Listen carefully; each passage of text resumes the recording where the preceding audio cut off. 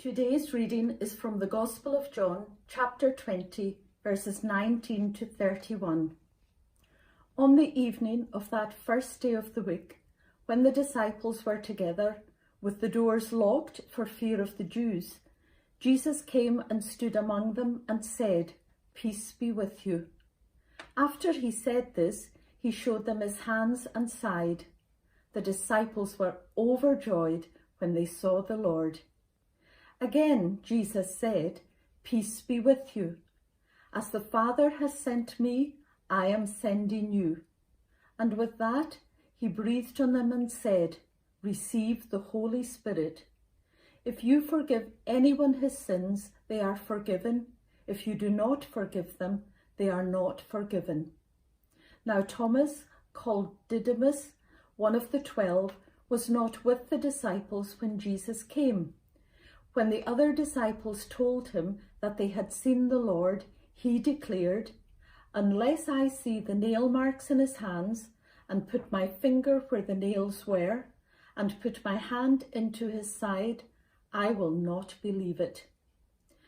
A week later, his disciples were in the house again, and Thomas was with them. Though the doors were locked, Jesus came and stood among them and said, "Peace be with you." Then he said to Thomas, "Put your finger here. See my hands? Reach out your hand and put it into my side. Stop doubting and believe." Thomas answered, "My Lord and my God." Then Jesus told him, "Because you have seen me, you have believed. Blessed are those who have not seen and yet have believed." Jesus did many other miraculous signs in the presence of his disciples, which are not recorded in this book. But these are written that you may believe that Jesus is the Christ, the Son of God, and that by believing you may have life in his name. Thanks be to God for this reading from his holy word.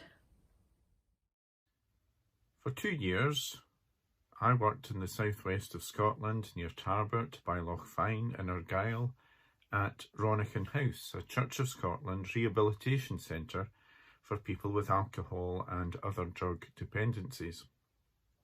It was, by and large, a peaceful place.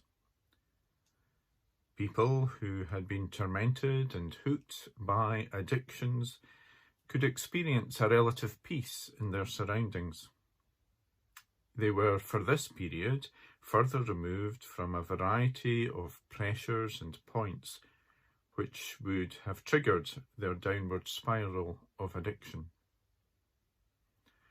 And so there was set within the programme a routine of work, chores, group meetings, personal reflection, which were all to assist in developing and looking towards an alcohol or drug-free life.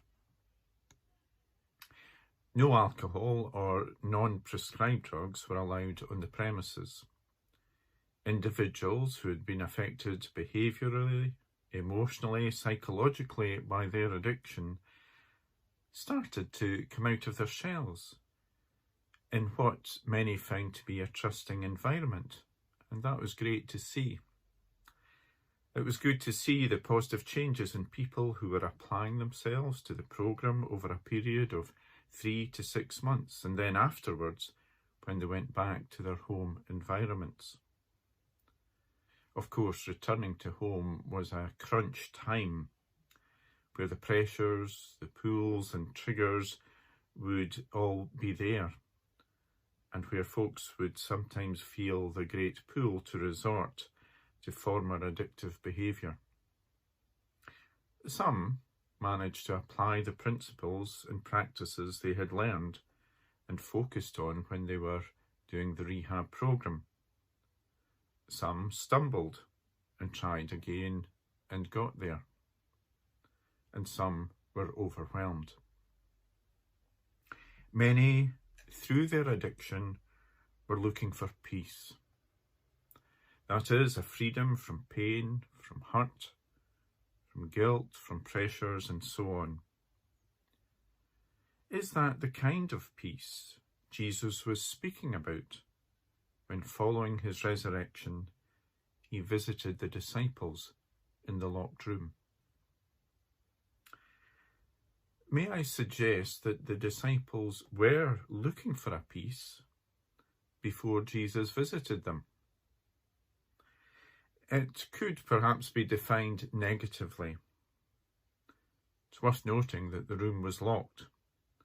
They would probably have liked to put a notice or sign outside the door saying, "Do not disturb," which they would have fully supported sentiment-wise, but on the other hand, a sign might have led to them being discovered. They maybe wanted to return to a simpler period of their lives as fishermen in Galilee. The challenge was planning an exit route from Jerusalem. They wanted peace from politics, from religion, from crowds, because it was too risky, too dangerous, too disturbing. They had seen that with their own eyes in what had happened to Jesus. Where is that sign? Do not disturb. Let's be honest, we often define peace on those terms. No more hassle, no more tensions, no more fights, no more worries, no more noise. Into this seclusion, this retreat, this isolation of the disciples, Jesus came. He appeared and stood among them and said, "Peace be with you." Was he blessing their retreat from the noise and the dangers which they already had made? I don't think so. What he was giving to them was something much more substantial, more for the present and for the future. He was giving to them peace. Not just communicating a nice thought, "Peace be with you," or as some people say, "bless." He is giving them shalom, salam, something much fuller, rounder, complete than the English word peace can convey. Shalom is a wholeness of body, mind, and spirit. The greeting shalom conveys the wish that the other person's life will prosper. They will have food to drink, company to enjoy, shelter, comfort and security, well-being. Jesus is alive and present among them. He will go with them as their risen Lord and Master. Their rabbi still has much to teach them. How will he do this? Through, we're told, the giving of the Holy Spirit. So Jesus breathes the Spirit upon them. He sends them out in his name to act in the way they have learned from him, to communicate mercy and good news, to be instruments of shalom. They are charged by Jesus to live with responsibility and a commission. The time for retreating from the world is over. Now they are to go out and be salt and light to the world. Through his Holy Spirit, he will be with them. I was reading an article about puppy training. It says there are 2 reasons why a puppy won't do what they are asked. 1, if they don't know what you are talking about, and 2, if they lack motivation. And I think these items apply to more than puppies. They apply to people in general. The disciples were increasingly learning what Jesus had been talking about, which is reflected in their writings and reflections in the Gospels. And now they had motivation, a commission from Jesus himself, and the promise of his Spirit. Thinking again of the residents at Ronican House with addiction issues who journeyed through Ronican, they could learn a lot about coping strategies and ways of developing a more wholesome, fulfilling life. But the road ahead would have challenges and tests, and ongoing support could make such a difference to how they were going to get on. Jesus offers you and me, yes, a commission, and he offers us his ongoing support through his Spirit.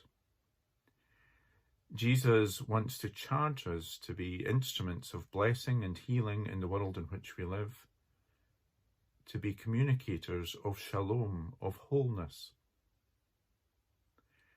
However, that wholeness is to be expressed in many different dimensions, in many different ways, through the valuable work of Christian aid across the world, through Instant Neighbour here in Aberdeen,